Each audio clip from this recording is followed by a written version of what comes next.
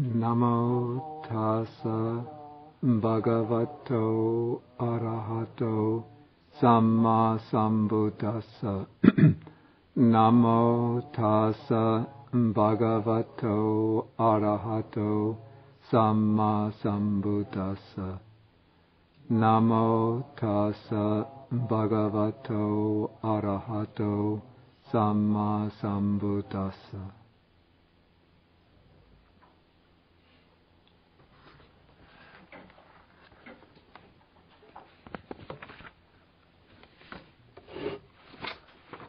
Okay, we are continuing now with the study of the Satipatthana Sutta. This is Sutta number 10 in the middle-length discourses.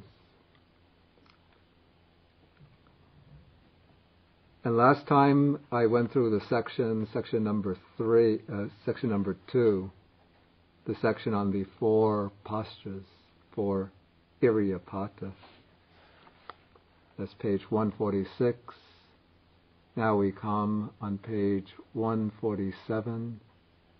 The section on, here is translated full awareness, but this is the Pali word sampajanya, which now I prefer to translate clear comprehension. I think that gives a better sense of what is involved.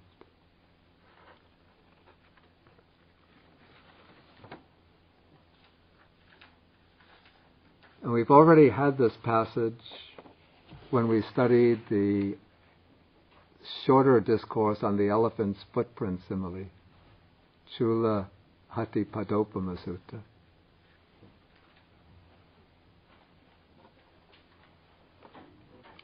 But now, in this context, the same instructions take on a somewhat different meaning or different application.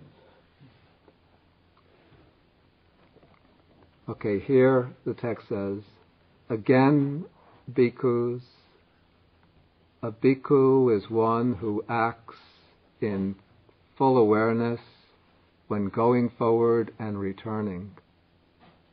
Or the Pali says, punachapparang bhikkhave bhikkhu abhikante patikante. The key word here is sampajanakari hoti. This could be translated either one who acts with clear comprehension in going forward and returning, or one who practices clear comprehension in when going forward and returning. And so the key word here is the adjective sampajana. I've already explained this several times. And then it has a derivative noun, sampajanya, which I translate clear comprehension.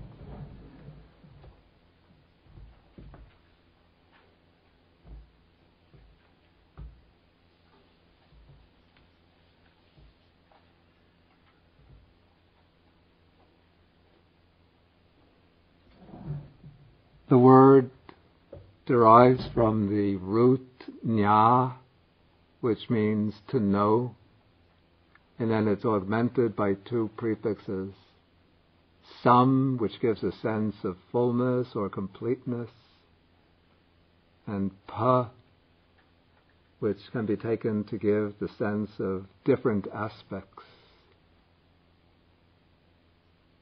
Sometimes it can also take the sense of excellence.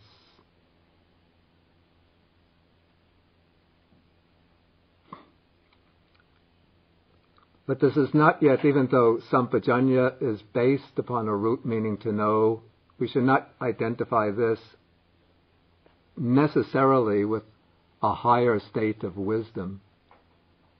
But this is, sampajanya is a kind of attitude that one takes to one's activities and experiences, which provides, I would call this the seed or germ out of which wisdom will arise. It's a way of viewing one's activities and one's experience in a thorough, clear,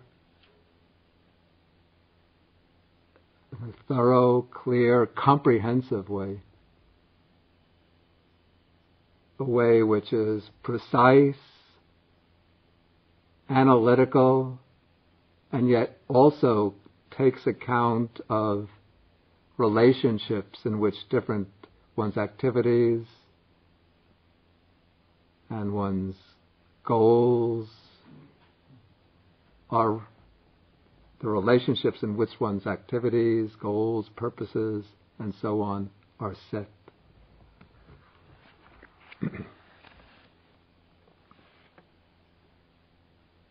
The commentaries give a very useful explanation of different aspects of clear comprehension. They have a standard way of analyzing clear comprehension into 4 aspects. I mentioned these 4 earlier when I explained the shorter discourse on the elephant's footprint, but it doesn't hurt to go through them again.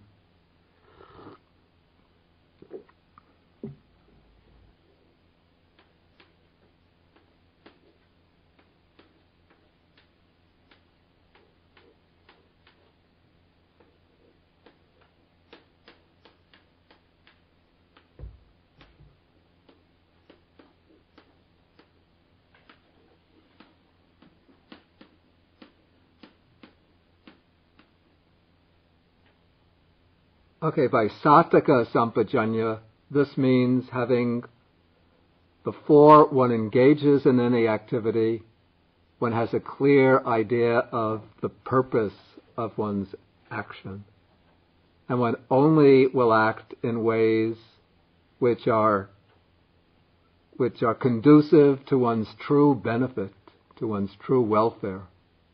And particularly for a practitioner of the Dhamma, this means that when one is considering undertaking a particular action, one reflects and contemplates whether undertaking this action will contribute to growth in the Dhamma or to deterioration from the Dhamma.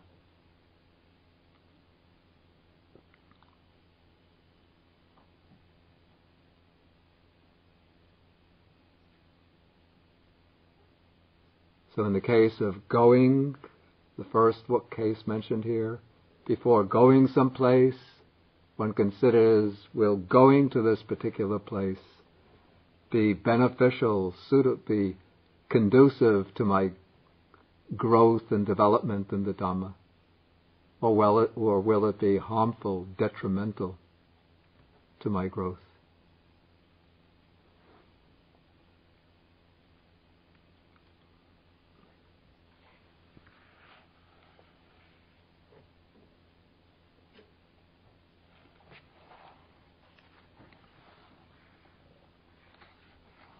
Okay, the second aspect of clear comprehension, this is called Sapaya Sampajanya. This means once one is determined that pursuing a particular action is going to be conducive to one's growth in the Dhamma, then one determines what is the most suitable way to fulfill that goal. How can I go about pursuing that goal in a way that will be most effective? So this is making a choice of the proper means. What is the most appropriate means? And so one wants to choose a means also that will be, also in choosing the means to fulfill one's goal, one wants to choose a means, a method that is in harmony with the Dhamma. One doesn't choose a means of fulfilling a goal that is contrary to the Dhamma, even though one might think of pursuing some good, noble purpose that is in accord with the spirit of the Dhamma. But if you choose unsuitable means,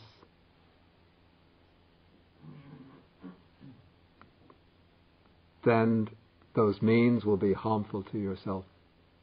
And so you have to reflect upon the means For example, somebody thinks it's very beneficial to make generous donations, to sponsor worthy causes, to practice charity. But if they engage in some kind of black market activity in order to earn money, to make generous donations, then they are harming themselves.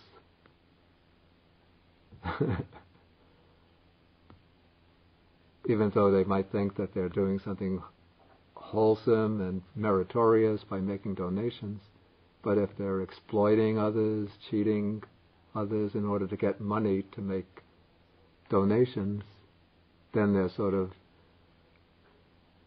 countering whatever merits they might get through the generosity by using unsuitable means to fulfill that purpose.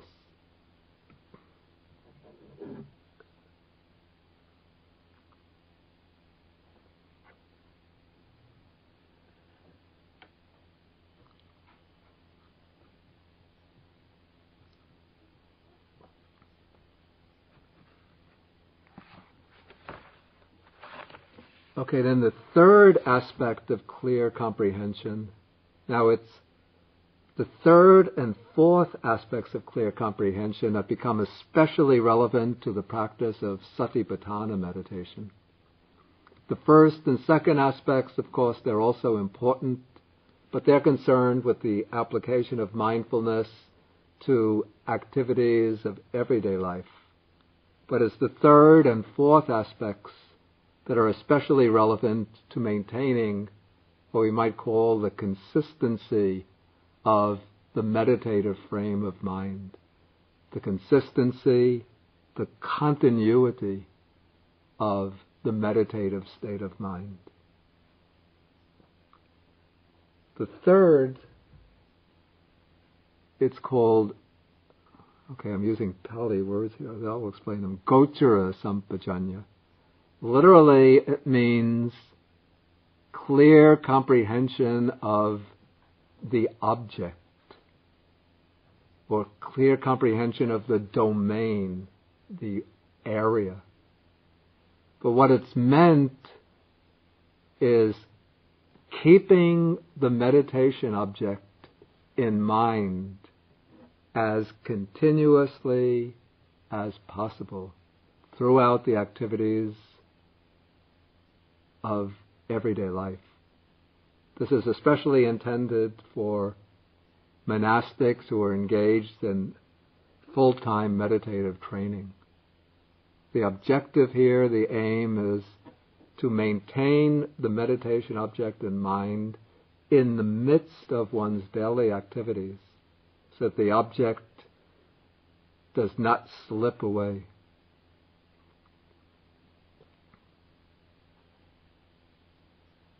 So if somebody is practicing, say, mindfulness of breathing, of course, when they're sitting in meditation, then it's rather easy. Well, I can't say it's easy, but the breath is constantly available as the object. They're not engaged in other activities, so they can just sit and try to keep the mind focused upon the breath.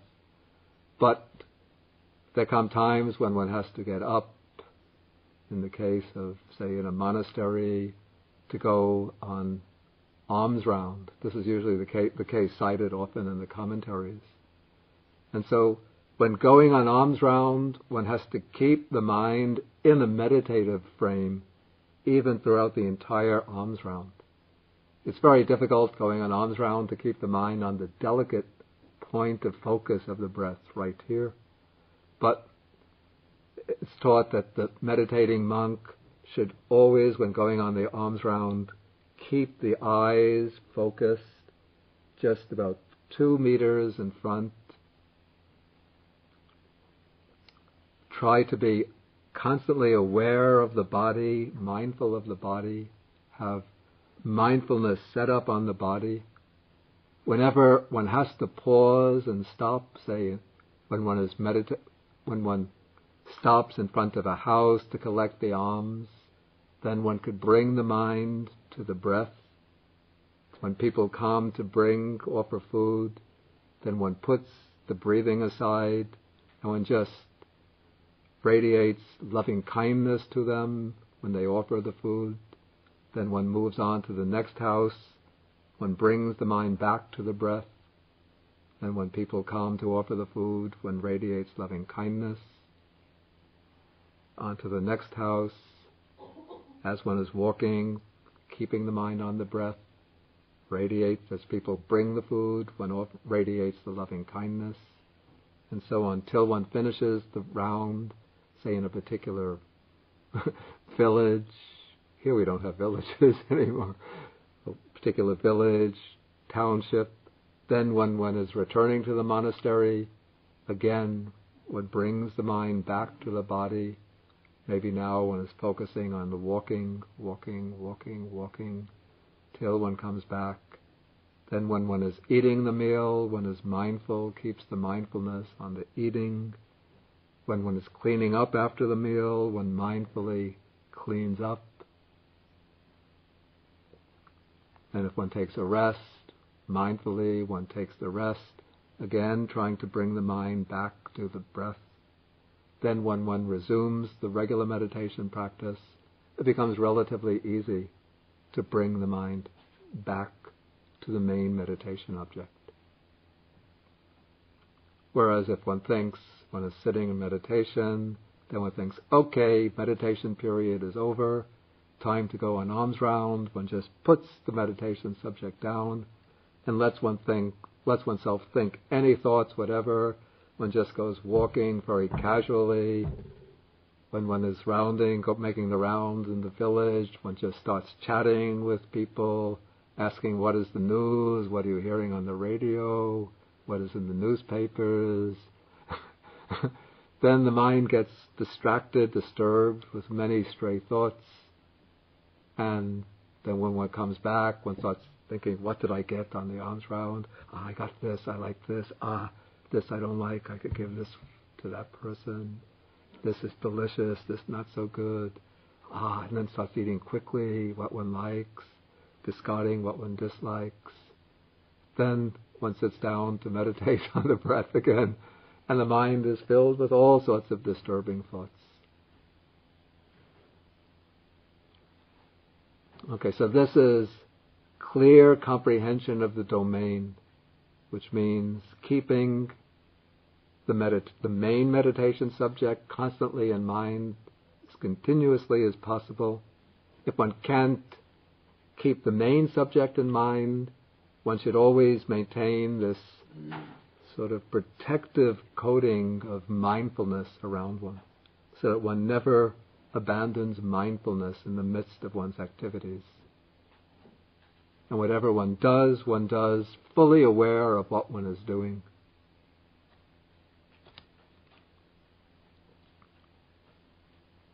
Then it's the fourth aspect of clear comprehension. This is the especially important aspect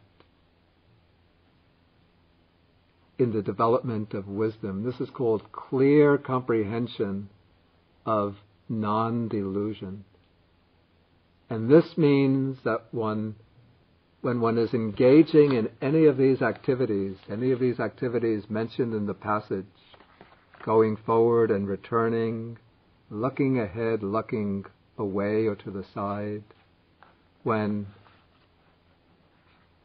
flexing and extending the limbs, I think more natural to say bending and stretching the limbs, wearing the robes and carrying the outer robe and alms bowl, eating, drinking, consuming food and tasting, even when defecating and urinating, when walking, standing, sitting, falling asleep, waking up, talking, keeping silent.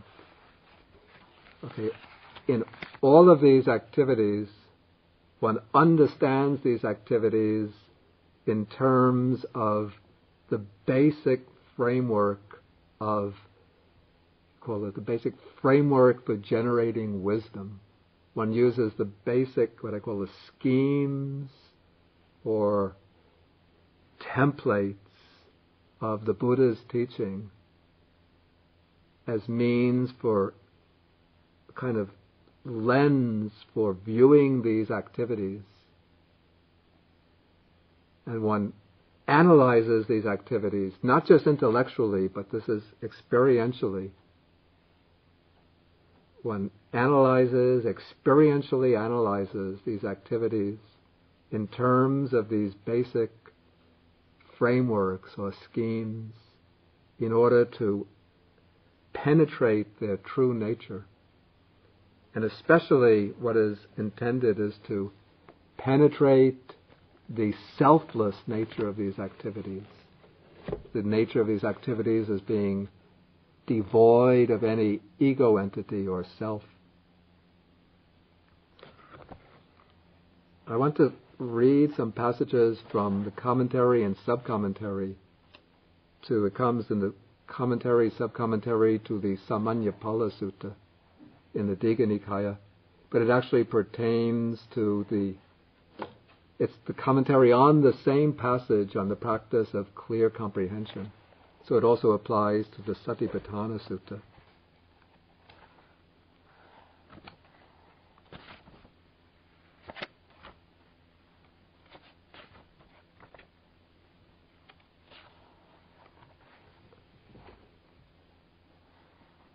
Okay, they're explaining clear comprehension of non-delusion in regard to going forward and returning.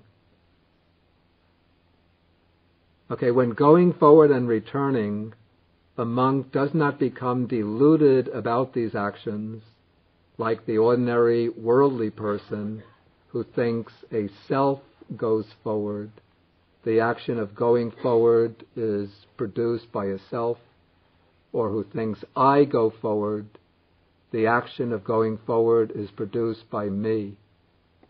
Instead, the monk wisely understands when the thought, let me go forward, arises, the air element arises together with that thought, producing bodily activity. Here, this is in the ancient Indian system of physiology. The air element would correspond to what we might consider maybe neurotransmitting signals. I'm not sure if I'm using the right physiological terms. But neurological signals that stimulate motor activity. They had to use the terminology that was available to them, so they spoke of it in terms of the air element. We would use the language of modern biochemistry to explain this. Okay, so through the diffusion of the air element originating from mental activity, this body goes forward. When going forward, this is interesting part, in each act of raising the foot, two elements are subordinate and weak, while the other two elements are predominant and strong. Okay, in raising the foot, the two elements that are dominant are the fire element and the air element. In fact, in raising the foot, the fire element is dominant because fire goes against gravity. Fire rises up. And the air element is its assistance because fire burns oxygen. It requires air. When bringing the foot forward, then the air element becomes dominant and the fire element is its assistant. Of course, currents of wind move this way, horizontally. So the air element is seen as responsible for the movement of the foot forward. When dropping the foot, then the water element becomes dominant and the earth element becomes its assistant, because water flows downwards. And then when pressing the foot against the ground, as one shifts weight, then the earth element becomes dominant and the water element becomes its assistant, because the earth element is the heaviest. Okay, so one now is understanding this act of walking in terms of the four primary elements. And one is seeing how what we call a walking body, or how a person walking is really mental activity, intention, volition of walking, stimulating the nervous system in such a way that certain nerve currents transmit signals to parts of the body, cause those parts of the body to move, and thus the act of walking takes place.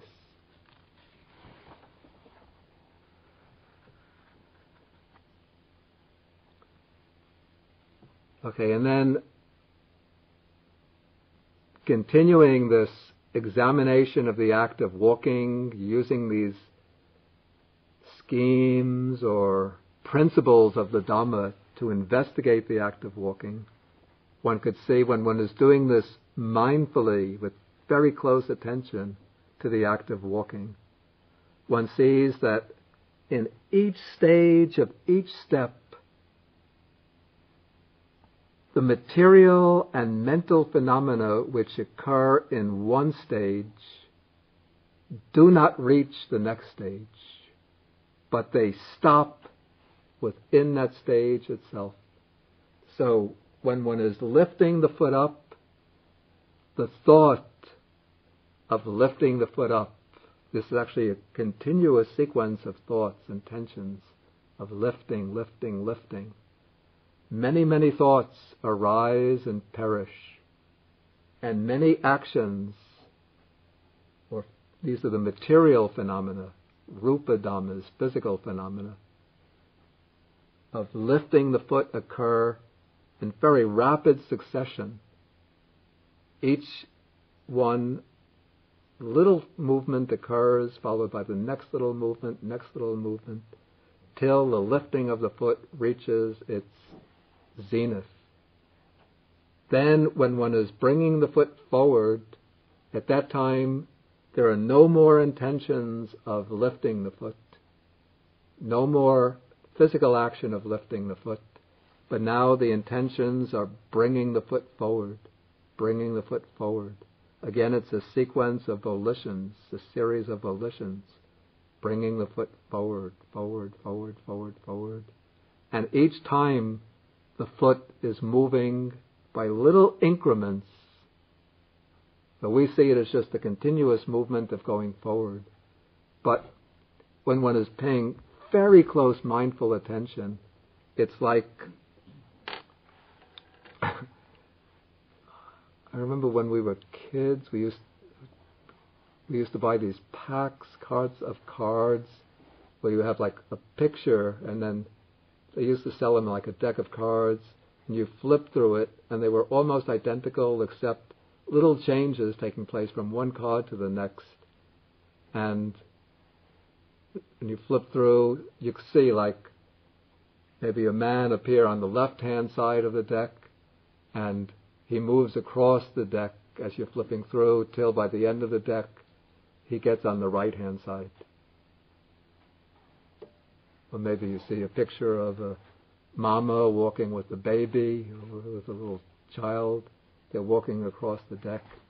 And it's just a series of individual cards. Each one shows the mama with the child, slightly different position. But when you flip them, quickly it looks like a continuous movement right across the deck. And so when one pays very, very close attention to the act of walking, then it breaks up into this series of little movements, each one occurring and passing away right there on the spot. So the commentary continues, it says, when raising the foot the material and mental phenomena which then occur do not reach the stage of bringing the foot forward. Similarly, those which occur when bringing the foot forward do not reach the stage of shifting it away. It's bringing the foot even further forward. Those which occur when shifting the foot away do not reach the stage of dropping the foot. Those which occur when dropping the foot do not reach the stage of placing it on the ground. And those which occur when placing the foot on the ground do not reach the stage of pressing it against the ground. So it seems to be continuous movement of one self-existing continuous entity is actually a series of movements of a constantly, of not an identical entity, but a series of phenomena.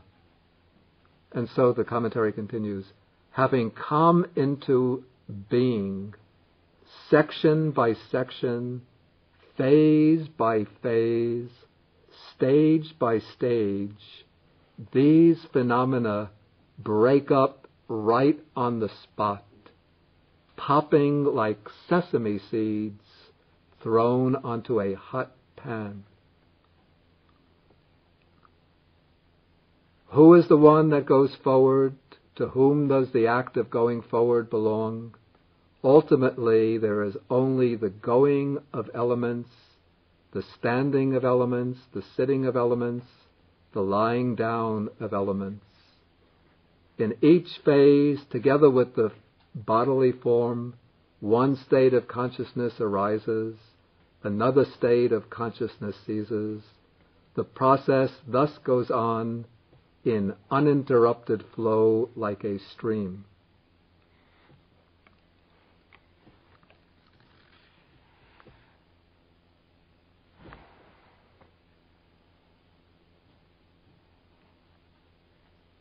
Then the sub-commentary says, it's explaining that phrase, these phenomena break up right on the spot. It says, wherever they have arisen, just there they break up. For phenomena do not move from one region to another. The moment during which even material phenomena occur is extremely brief. And just as the breakup of sesame seeds is characterized by the popping sound they make when they break up, so too for the arising of conditioned phenomena. But then the sub-commentary has to say, conditioned phenomena, of course, do not actually make a popping sound when they arise and break up. But just as the popping sound is the characteristic indicating the breakup of sesame seeds, so arising is the characteristic indicating the breakup of conditioned phenomena, since once they have arisen, they invariably break up.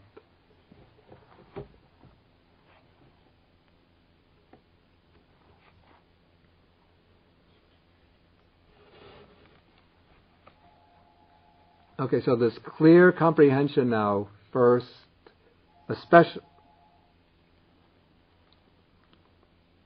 especially in regard to the practice of Satipatthana, especially here the practice of clear comprehension of the range, that is, keeping the meditation subject constantly in mind, keeping the attitude of mindfulness constant, continually set up, and then using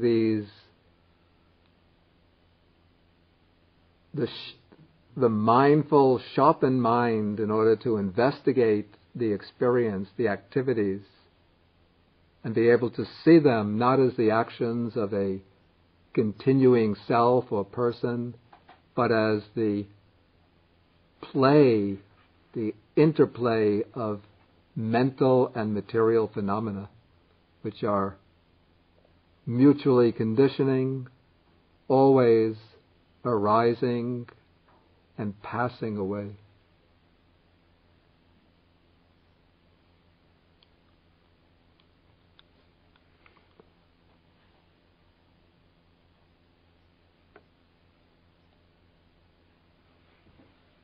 Okay, and this is to be done in all of these activities.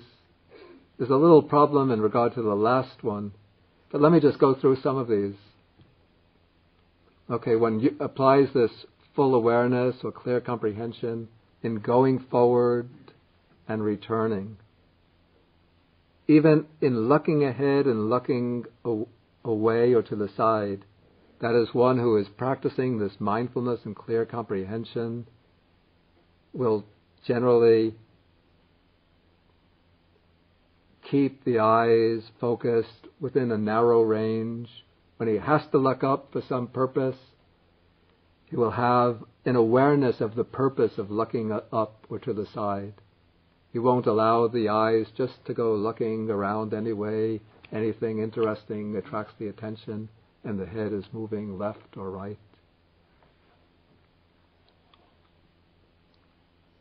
Okay, when one has to bend or stretch the limbs for some reason, again, one contemplates the reason for bending and stretching the limbs, and one does so mindfully.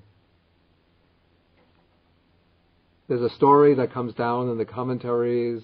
Once there was an elder monk who was teaching his pupils, and as he was teaching, he bent his arm out this way. Then suddenly he hesitated in his talking. Then he took his arm, brought it back to the same position, then brought it back in again, slowly and mindfully.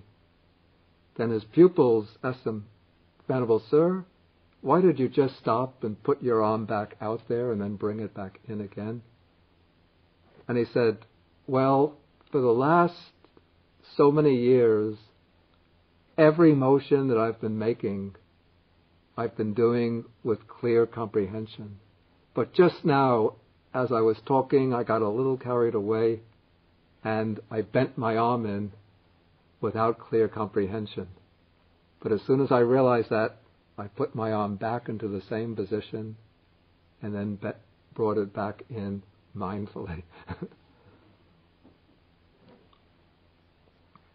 Okay, then putting on the robes, in this case, in ordinary life, putting on clothes. When eating, drinking, consuming food and tasting, this is very important because this helps one get a sense of how much one really needs in order to be healthy. There comes an inner sense that will tell you that just this much is enough. I don't really have to continue to fill myself to enjoy the taste.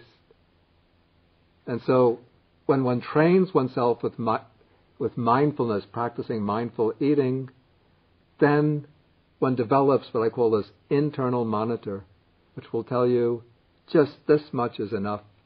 And this much is not the point where you're full to capacity and can't fit anything in anymore.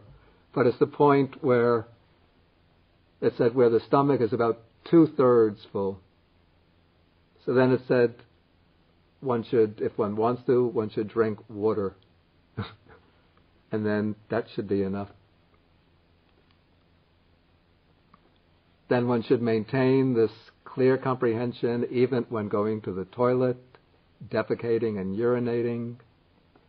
Then the last paragraph or last sentence is intended to cover what are called very short movements. Just when making a quick walk, getting up and walking just a few steps. Then when standing still, in the act of sitting down. Now literally for the next one, the text says, Sute sampajanakari hoti, which would have to mean in sleep one is practicing clear comprehension. Well, literally it actually means having slept one practices clear comprehension. But it's not possible to practice, it's generally not possible to practice clear comprehension within sleep itself. Of course, in sleep, one is unconscious. So it's said that those who have really strong samadhi and very, very well-developed sampajanya can maintain that clear comprehension even in sleep. But for an ordinary practitioner, that's not possible. So I think in translating this, I'm not sure whether this came from Venerable Nyanamoli or whether I had phrased it in that way. What seems to be the only meaningful way to take, or one of the only meaningful ways to take it. When falling asleep, when lying down, about to fall asleep, one tries to maintain the clear comprehension through the process of falling asleep till one goes, then the clear comprehension goes. So it could also mean, if one takes sutte as the past participle, that when one wakes up, one is aware that one has just slept. And one is also aware of having woken up the next one. Then when one is talking, one is clearly comprehending the purpose of talking. This will stop one from engaging in a lot of idle chatter, gossip, unwholesome speech. And then when one keeps silent, then one is aware that one is silent. And then paragraph 9 applies the same, that insight passage in paragraph 5 to everything here.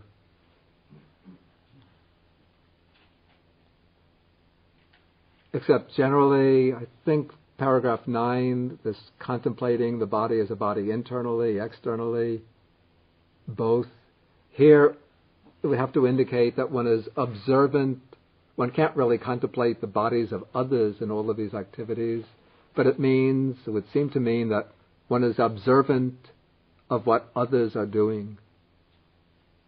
So when one knows when others are walking, what kind of activities other people are engaged in one's immediate environment.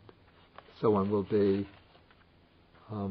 responsive to their activities, will not encroach upon their domains, not interfere with them. One will be able to harmonize with them. Maybe at this point I'll ask if there are any questions. Okay, Peter? Is this, are we talking about he's fully aware of these things that he's doing, or because you also said previously he was fully aware of the meditation of it while he's doing anything? Yeah, especially in regard to going forward and returning, or even in the midst of these activities. Of course, when one engages in these activities, then as one enters into them, one has to sort of temporarily put the meditation subject aside. Say if one is dressing, in the case of a monk putting on the robe, it's a little difficult if one is doing mindfulness of breathing, especially the way we have to roll up our robe sometimes, to be focusing on the breath while trying to roll the robe or to adjust the robe. Or if you're putting on a tie, to make a tie while being mindful of breathing. So one has to put the subject aside, but still one engages in that activity with clear comprehension of what one is doing. But as soon as one doesn't have to invest one's attention in that other activity, one immediately brings the meditation subject up to the forefront of the mind again. So it seems that the way that most people use mindfulness, the lay teachers, is really Satipatthana. When someone says, be mindful of washing the dishes, what they're really talking about is full awareness. Well, you see, mindfulness and sampajanya, they go together very, very closely. So, although they're distinct, it becomes almost impossible to separate them. So let us say washing the dishes.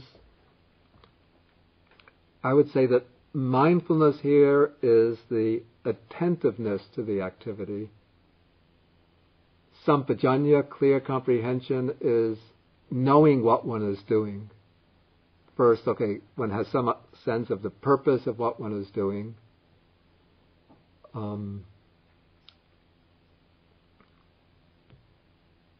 that would be Sattaka Sampajanya. Suitability, this doesn't really arise since here the activity is fixed. Though maybe clear comprehension of suitability, washing the dishes when we'd have to make sure that there's the right amount of water, right kind of dishwashing soap. Okay, then Gochara Sampajanya. Okay, here let's say when it's put the main meditation subject aside, when it's just attending to washing the dishes, when it's doing it mindfully, that is when it's attending to each aspect of the task. And because one is keeping one's mind on this activity, this is a kind of Gochara Sampajanya, clearly comprehending the object, not letting the mind wander astray. And one could be applying non-delusion to this. Again, thinking, or not just thinking, but if the mind is really focused, one could be experiencing that these are just states of consciousness arising with volition. Wash this dish, then that intention arises, wash this dish. In fact, the intention is not really to wash the dish, but move the arm. Okay, first the intention arises, that stimulates the arm to move, the arm is moving, the eye is seeing, watching the dish, then there'll come another consciousness, noticing the dish is dirty, then successive acts of consciousness noticing the dish is getting cleaner, till an act of consciousness arises, noticing the dish is clean, then another intention arises, put the dish under the water to rinse it, then in obedience to that volition, the left arm will put the dish under the water. Another act of eye consciousness arises, watching the water run over the dish, washing the soap away. Another volition arises, turn the dish over. Another eye consciousness watches the water wash the soap off the dish. Another volition arises, turn the dish back to the front side till you're rinsing it front, back side several times. Then when the eye consciousness convinces one that the dish is washed and rinsed, there will come a volition, put the dish back on the dish rack, and that materializes itself by a volition, lift the arm with the dish. Suppose the dish rack is on the right, so you're lifting the dish, put it down on the dish rack, open the arm. And so one is breaking this act up into a series of acts in which there are volitions, intentions, acts of consciousness, witnessing this. First, acts of volition, motivating bodily activities, and acts of consciousness, witnessing this, at certain points, ascertaining that the desired end has been achieved. So in this way one is able to investigate and to analyze this action into a series of bodily and mental phenomena arising and passing away in succession.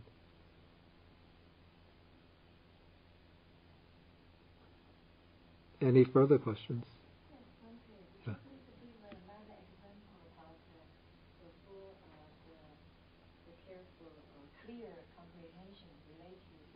Okay, let us take the act of washing dishes again. The volition saying, let me wash this dish, that belongs to the aggregate of volitional formations, sankhara khandha. That volition stimulates bodily action, the bodily action of taking the dish, putting it under the water. this bodily action, that's part of the rupa khanda, the form aggregate.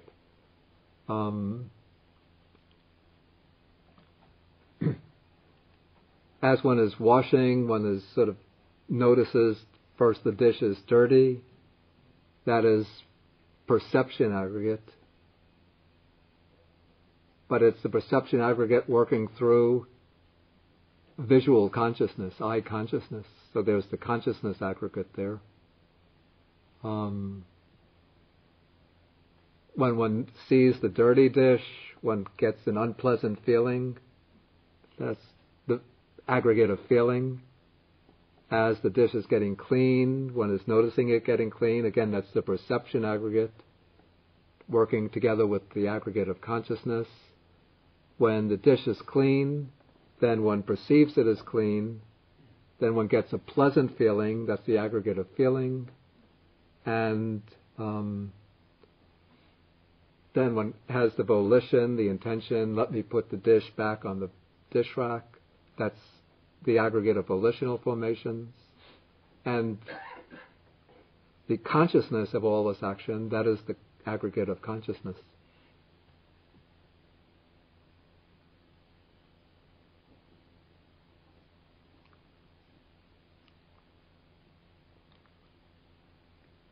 Okay, Ken? And those four kinds of sampajanya, do they occur at one time or one at a time?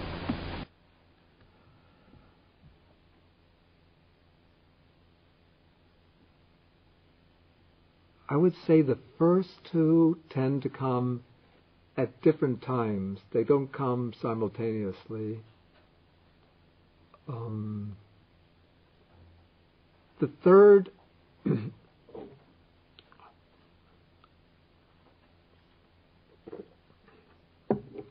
and fourth work very closely together. The fourth depends upon the third, since that kind of very close, what I would call almost a microscopic ability to focus in microscopically upon one's experience and see it in terms of these mental and material phenomena. That skill depends upon maintaining the meditation object consistently and continuously, so that it builds up, so that one's mindfulness builds up continuously over time, over a period of time. And it's when the mindfulness builds up that one's attention becomes very finely focused, so that one could tune in to very subtle aspects of experience and observe them and notice them at subtle levels.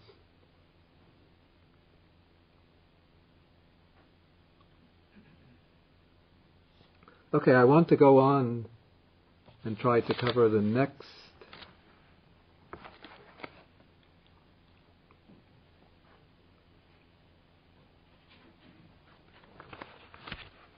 aspect of the Satipatthana Sutta. This is called foulness. I don't think I would use that rendering now, since the Pali is asubha, which simply means unbeautiful. So now I think I would use the unattractive nature of the body. And this meditation, it's recommended especially for monastics in order to help reduce and to overcome sensual desire. And what this involves is taking a very close examination of the body in terms of its constituent parts. And so the text says, here again a monk reviews this same body up from the soles of the feet. That is, one takes this body beginning from the soles of the feet and going upwards to the top of the head. Then one starts from the top of the hair. So nowadays we don't have too much of that left anymore. top of the hair goes down to the soles of the feet, bounded by skin, as full of many kinds of impurity. Here it doesn't mean moral impurity, but just things that are unattractive, not beautiful or lovely when one looks at them individually. And one reflects, in this body there are head hairs, body hairs, nails, teeth, skin. These 5 things are actually, when one sees a person, these are the 5 things that one sees. When one looks at a person's body, what one sees are head hairs, body hairs, nails, teeth, and skin. But then, when one looks beneath the skin, one comes to flesh or muscles. Then it's called naharu, which are the sinews or tendons. Then come the bones, bone marrow, kidneys, heart, liver. Then what's translated here, diaphragm, but I think it's actually maybe more accurately rendered as the pleura. These are membranes that cover the organs. Spleen, lungs, intestines, mesentery, then the stomach together with its contents, feces, then later texts add another organ after the feces, the brain, to make 32 parts. The older texts only have 31 parts. Okay, and those that I just mentioned, 20 parts are solid parts of the body, which are taken to represent the earth element. Now come 12 liquid parts: bile, phlegm, pus, blood, sweat, fat, tears, grease, spittle, snot, oil of the joints, and urine. Then the text gives a simile.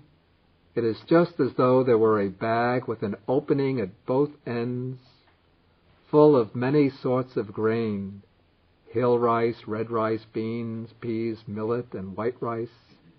And a man with good eyes were to open it and review it thus. He would review the different types of grain in there. So too a monk reviews the same body as full of many kinds of impurity thus. In this body there are head hairs, and so on up to urine.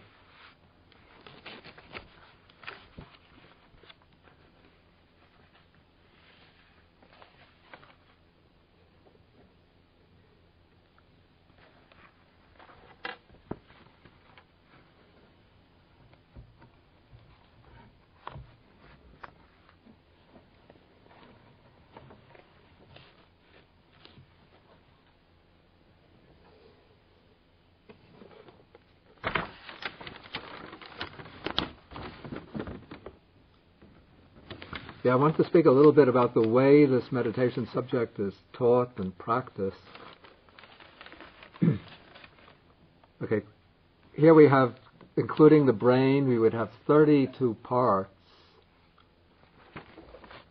But it's said that when one learns the meditation subject, what one does is to break these 32 parts up into groups, and one goes through them mentally, taking them by groups and expanding as one goes through. I'll explain how this is done.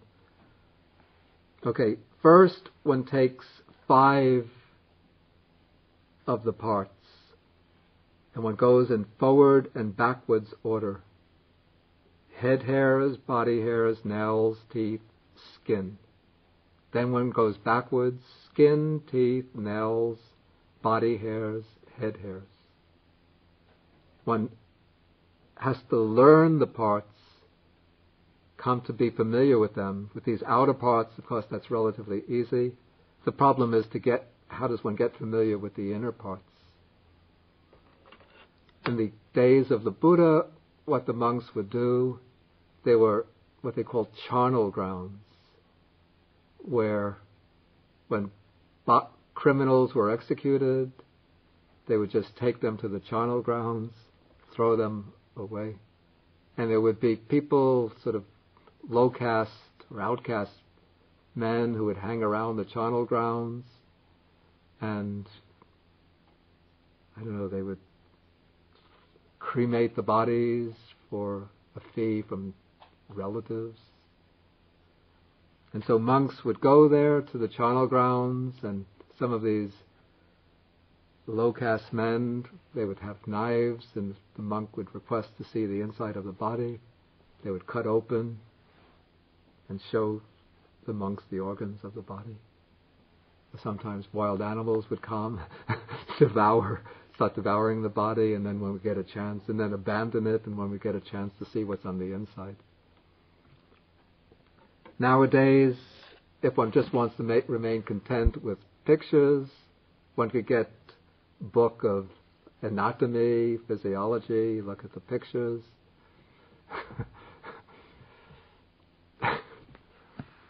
What we used to do in Sri Lanka, you see, in the hospitals there's what they call the mortuary, and the doctor in charge of the mortuary who performs the autopsy very often is a very devout Buddhist. And so we, as the monks, would go to the mortuary and we would say to the doctor, would it be possible for me to be present in the mortuary this morning when you perform some autopsies? And they would usually say, you're quite welcome, sir. Prepare a chair. I remember one doctor who was familiar with this meditation of 32 parts, as he was performing the autopsy for me, not my autopsy, he would pull out the part and say, this is the liver. Pull out the spleen. This is the spleen. These are large intestines. Can you show me where the small intestines ends and the large intestines begin?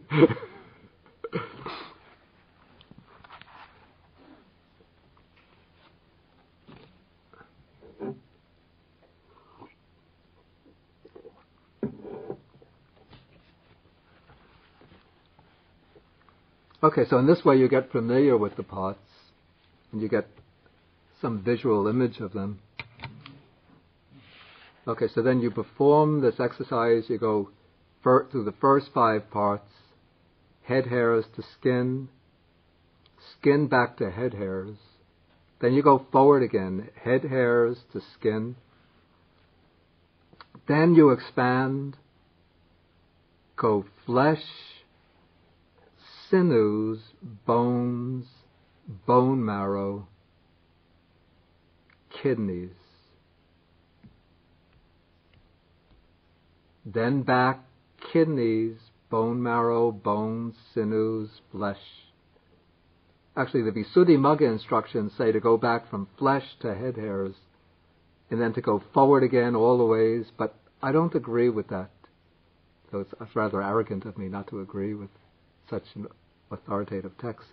But my opinion is that when you do it that way, you're taking the first 5 parts, you're taking many, many times, and the parts that come at the end you're only taking once. Whereas when you do it in the way that I prefer, then you're giving equal weight to each set of parts. So you go from head hairs to skin, then you go from flesh, sinews, bones, bone marrow to kidneys, then from kidneys back to flesh, then from flesh forward to kidneys, then the next group, heart, liver, diaphragm, spleen, lungs. Then backwards, lungs, spleen, diaphragm, liver, heart. Then forward, heart, liver, diaphragm, spleen, lungs.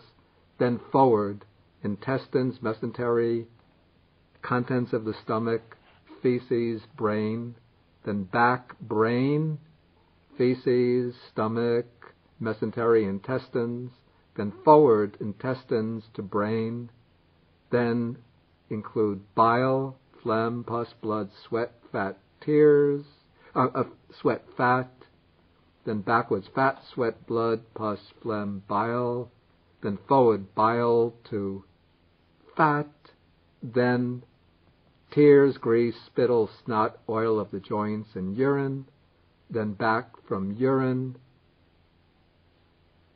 to oil of the joints, lubricating oil, snot, spittle, grease, tears, then forward again from tears, grease, spittle, snot, oil of the joints, and urine. In that way, each part gets an equal number of hits. I think that's the computer terminology.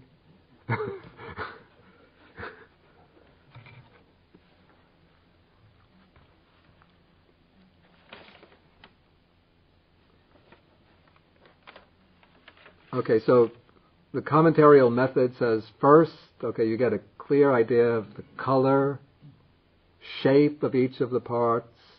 You have to know where it's located,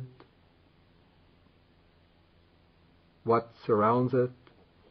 Then you take the parts, you go through a verbal recitation first. You're reciting it verbally, picturing the part to yourself. Not simply picturing it in your mind's eye, but you're locating it in your body, and you're aware that this is what my body is, collection of these parts. And you're viewing it from the aspect of its unattractiveness. If you take all of these parts, lay them out on a table in front of you, peel off the skin, put it here, pull out all of the fingernails, put them there, pull out all of the hairs, cut off the head hairs, put them there, shave off the beard, put it there, take out heart, liver, lungs, intestines, pile of blood here, pile of phlegm here, pot of phlegm here, pot of urine there. Not very beautiful, not very attractive. And so put it all together again, and we say, this is me. And so when you do this methodically, it sort of breaks this infatuation with one's own body, and the one who really wants to get liberation, who will break the bond of sensual lust that keeps one bound to the round of rebirths.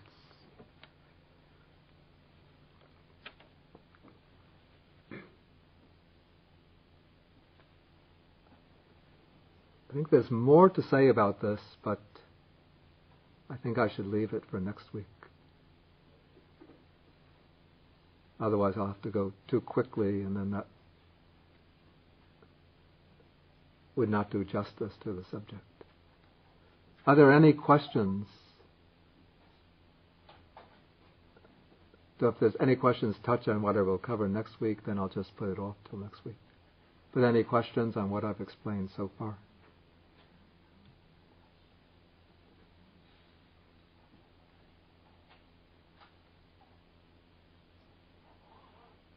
No questions. Of course. If the clear comprehension, like a routine, you have to clear understand what you are doing every moment. And if it becomes a routine, and in case if you forget something, what are you going to do? Like, because it's like a routine, sometimes the mind will wander. Well, one of the objectives of practicing the clear comprehension is to prevent the mind from wandering. But naturally since we're not yet skilled practitioners, the mind wanders and we forget things. Then when one remembers, then one just has to get whatever one has forgotten, or correct what one has forgotten. That's all. Just what we do under ordinary circumstances. no different. But if one gets into the habit of practicing this clear comprehension, especially with the mindfulness, one of the meanings of mindfulness, sati, is also memory. So it improves the memory. It makes stronger impressions on the memory. So one is less inclined to forget things. Dr. Murray. In the meditation practice, the mindfulness there, can that be exercised in the same way to gently bring the wandering mind back, or is it a more strenuous exercise, effort at concentration? I didn't quite understand the question. There are competing views of what meditation is meant to be. Yeah. And one view is that it's an intense form of concentration. Yeah. And another is that it's kind of gentle bringing the awareness back that you just... Yeah. I see, that's the question, whether it... I would say meditation, it's never a matter of forcefully concentrating the mind. Even though this word concentration is used as a rendering for samadhi, but it doesn't mean that samadhi results from a forceful effort to focus the mind. In fact, forcefulness is detrimental to samadhi rather than beneficial. Though often one has to make an effort. Effort is necessary, but the effort should be to keep the mind as soft and gentle as possible while it is observing its object. Forcefulness is what makes concentration difficult. It's detrimental to concentration. But it's the softness and gentleness in the application of attention that brings success in concentration.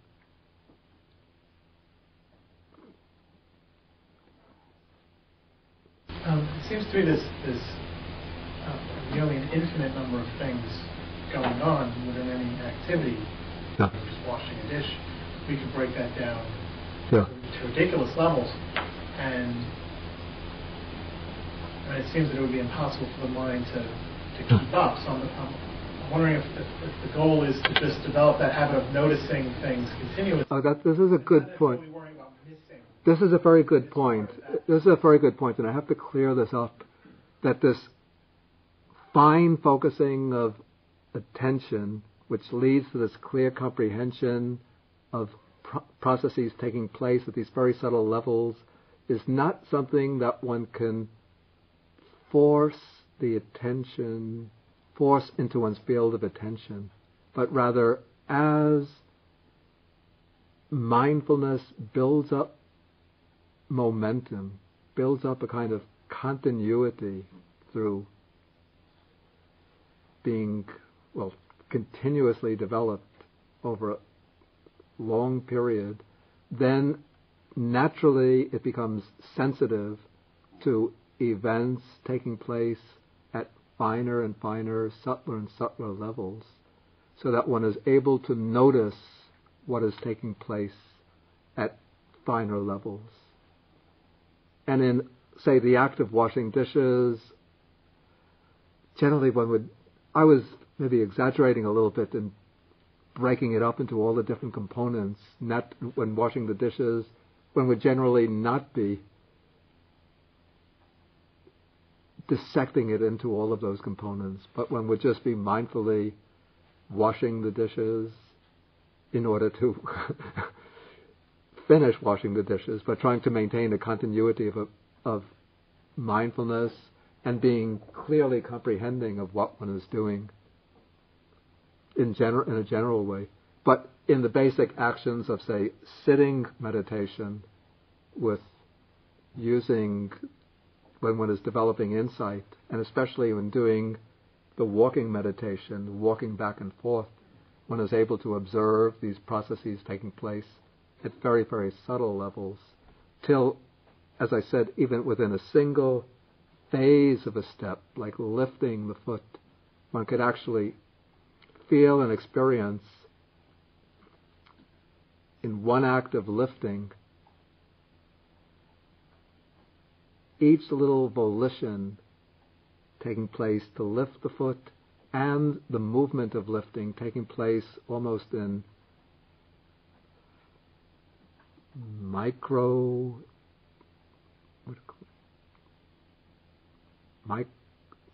divisions of an inch, sort of taking place almost like very, very fine phases of an inch, so that it's not like one continuous act, but it's a series of discrete rupa dhammas, material phenomena, arising and passing away, arising and passing away. So would you say we're letting the mind achieve its own resolution? Achieve its own... Yeah, through maintaining the mindfulness, and of course one has to, when the mindfulness becomes able to focus at these subtle levels, then one brings in this, what I call these analytical schemes to understand the experience. That requires some deliberate effort to understand the experience in terms of aggregates, elements, sense bases, or other schemes. Then that becomes useful as, I call it a template for understanding one's experience. So we don't do that until we've achieved a certain level of... One could start doing it at a grosser level, but one is not able to focus it in on very subtle levels. I can only take one question, then we have to stop. Okay, since we have a visitor, I'll let... Thank you, Bob. Yeah.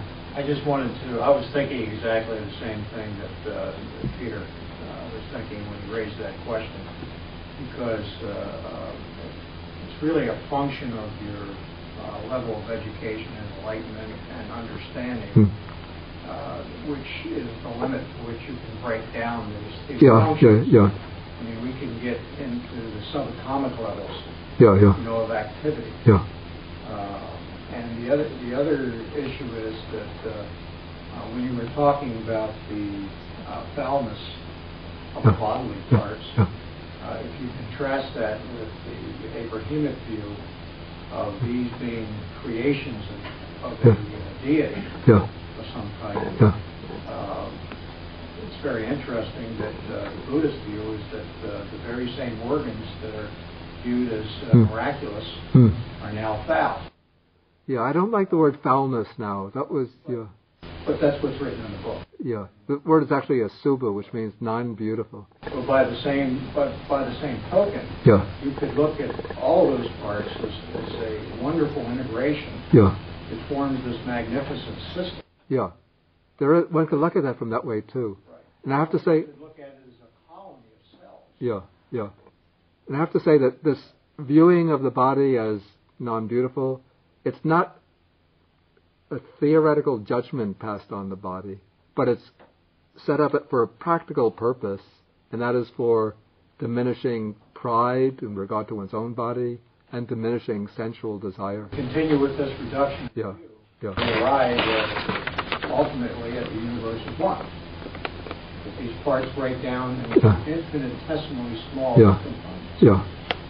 That brings it back to the original state.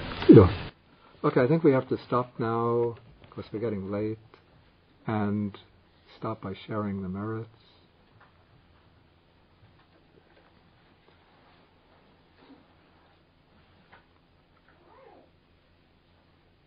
Akasata chabumata deva naga mahitika punyantang anumoditva chirang rakantu sasanam.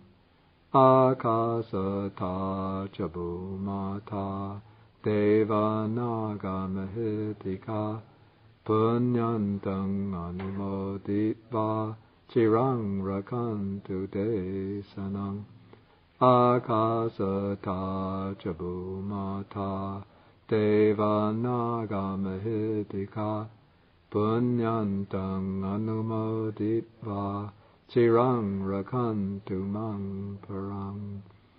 etavata ca amhehi sampadang punya sampadang sabbe deva anumodantu sabba sampati siddhya etavata ca amhehi sampadang punya sampadang sabbe bhuta anumodantu